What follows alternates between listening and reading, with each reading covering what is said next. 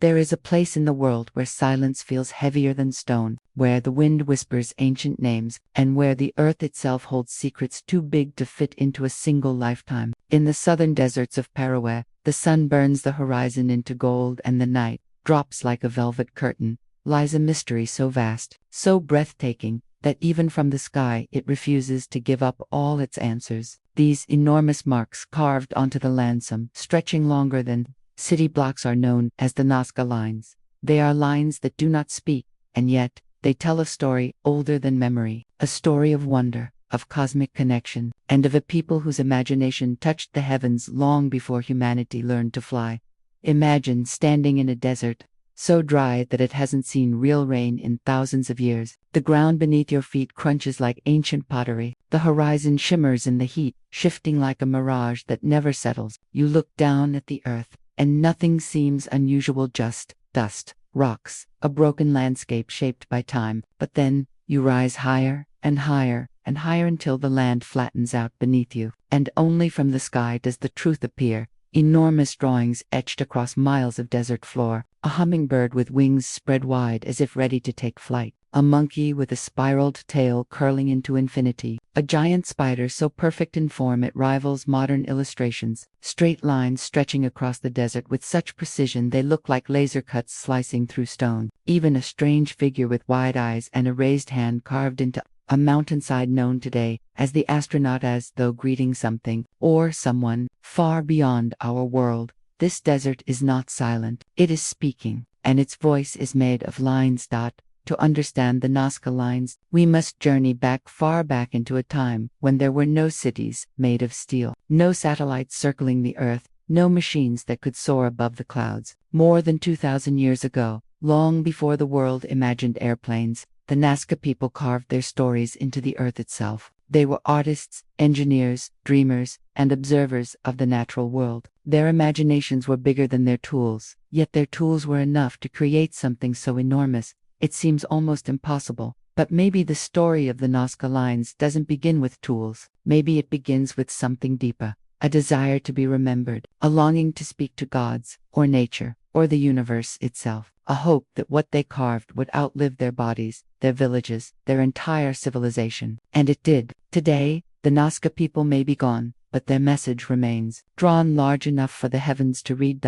As the sun rises over the desert, its first rays stretch across the lines, illuminating shapes that have slept through the night. The air is cool, almost cold, yet the heat waiting beneath the sand is only hours away. Every morning, the desert wakes like this, quiet, aware, ancient. The lines appear not as chaos, but as a deliberate visual language. A hummingbird, a whale, a dog, a tree, a flower, shapes of nature, shapes of myth, shapes of something beyond simple explanation. And through it all, miles of perfectly straight lines, some stretching across hills, valleys, and uneven terrain with a mathematical accuracy that would impress even modern engineers. How did they do it? Why did they do it? And what does it all mean? To answer these questions, we must imagine ourselves not as modern explorers, but as members of the Nazca civilization walking the same desert they walked, feeling the same fragility of life they felt. In this harsh land, water was not a luxury, it was a miracle. Pockets of underground water, flowing silently beneath the sun-baked surface, gave life to crops and communities. Understanding the land, mapping it, reading it, respecting it was essential to survival. The Nazca people were astronomers of the earth. Where we looked at the sky for guidance, they looked to the desert, reading its grain like scripture. One theory suggests the Nazca Lines were part of a grand water ritual. They believed certain deities controlled rainfall, fertility, and the forces of nature. The lines, with their long stretches and looping paths, may have been walked during ceremonies, pilgrimages across holy ground, symbolizing prayers carved into the very body of the earth. Imagine hundreds of people slowly walking these lines in silence, the soft sound of their feet brushing the desert floor, the sky above them holding the possibility of rain they so desperately needed.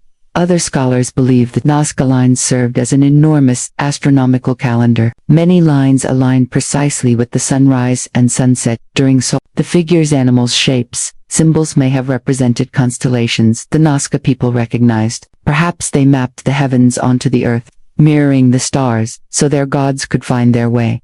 And then there are theories that pull us further into the unknown. Theories suggesting the Nazca people were trying to communicate with something beyond human understanding, something not bound to the earth. It is no coincidence that the lines can only be fully seen from high above. Did the Nazca intend their messages for the gods, or for beings who traveled the sky long before humans reached it? While mainstream science does not claim the Nazca lines were for extraterrestrials, the mystery of their scale and the fact they're best viewed from the air has fueled imaginations worldwide. Even today, as drones glide over the desert and satellites map every inch of Earth, we still cannot say with certainty what the Nazca intended. Their purpose remains just out of reach, like a truth whispered by the wind. But perhaps the power of the Nazca lines doesn't lie in knowing their exact meaning. Perhaps their meaning lies in the fact that they still move us, that something created 2,000 years ago still stirs the human heart. The Nazca may be gone, but their art still connects us across time. When the midday sun reaches its peak, the Nazca Desert becomes a different world. The ground feels like fire beneath your shoes. Heat waves ripple across the land, making the air shimmer like liquid glass. Even the lines seem to waver, almost alive, almost moving. In that moment, the desert becomes a canvas, not just of shapes, but of imagination. You can feel the presence of the people who once stood here, carving their hopes into the earth. Perhaps they felt the same heat, the same wind, the same uncertainty about the future. And perhaps this art, these massive geoglyphs, where the spiral-tailed monkey, one of the most famous Nazca figures, may symbolize the rainforest to the east, a region the Nazca traded with and revered. Its hands are drawn disproportionately large, possibly marking something important, offering a gesture of protection or a symbol of fertility. The hummingbird may have been a messenger, carrying prayers to the gods of water and sunlight. The spider, discovered by archaeologists who have astronomical significance,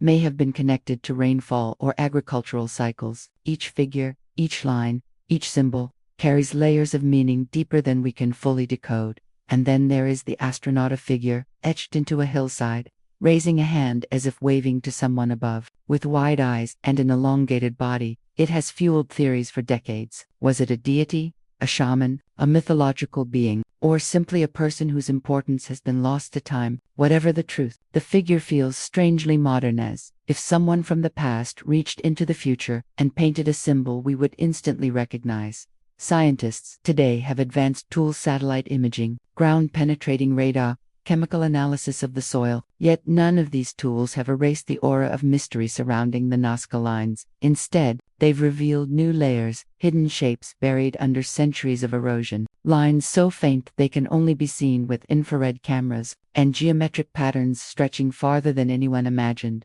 The more we discover, the more the Nazca lines remind us of how little we truly know.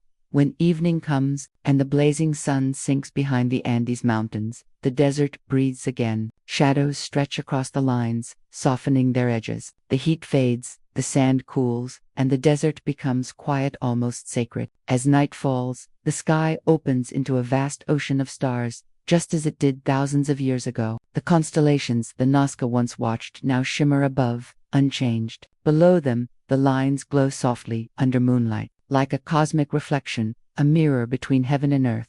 In this moment, standing between the stars above and the lines below, you feel the connection. The Nazca may have felt the sense that the universe is bigger than us, but that we are not separate from it, that maybe art is a bridge. Maybe these lines were the Nazca's way of reaching upward, of saying, "We see you, we honor you, we belong to this world too."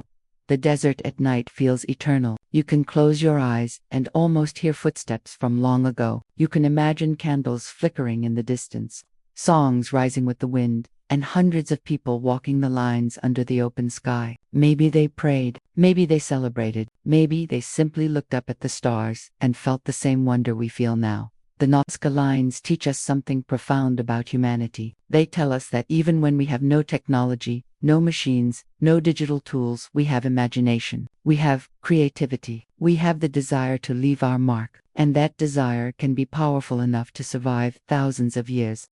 The Nazca didn't build monuments of stone like the Egyptians. They didn't carve towering statues like the Easter Islanders. They wrote their story on the land itself. They trusted the earth to keep their memory alive, and it did. Today, as planes fly overhead and drones capture their shapes, the Nazca Lines continue to inspire millions. They are studied, debated, filmed, and protected. But most of all, they are felt. Because when you look at them not just with your eyes, but with your imagination, you feel something ancient awaken inside you, a sense that you are part of a long human story, a story of wonder, curiosity, and the search for meaning. The mystery of the Nazca Lines may never be fully solved, and maybe that is the point. Maybe their purpose was not to give us answers, but to make us ask better questions. Questions about our place in the universe, about the people who came before us, about the beauty of the unknown. The desert still holds many secrets. The lines still stretch quietly across the sand, waiting for the next sunrise, the next curious mind, the next moment of discovery. The Nazca people may have vanished, but their message remains, carved into the earth, reaching toward the sky. Remember us, see what we saw, feel what we felt. And as long as the wind blows across this desert, as long as sunlight touches these ancient lines, as long as human beings look to the past in search of themselves, the Nazca Lines will live on, silent, beautiful, eternal, a reminder that imagination is timeless, a testament to the power of human wonder, a message written for the heavens, and rediscovered by us. Nazca Lines Unveiled, ancient desert secrets, revealed not through certainty, but through the poetry of mystery itself.